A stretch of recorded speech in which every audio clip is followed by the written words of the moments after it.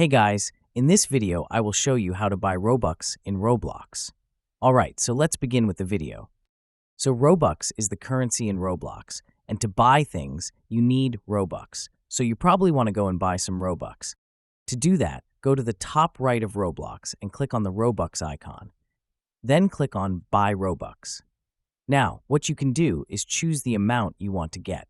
If you're a Robux Premium member, you can get more, but in this case I'm not. So I'll just get the standard 400 Robux package.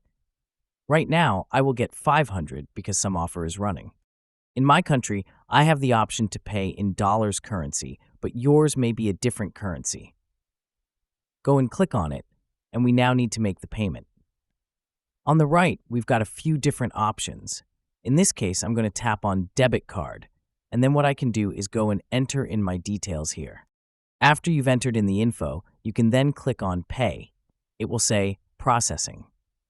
Once it's gone through, it will say, Thank you for your purchase.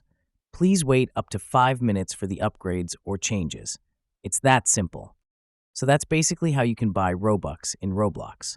So that's all for this video. Consider subscribing if you find it helpful, and I'll catch you in the next one. Thanks.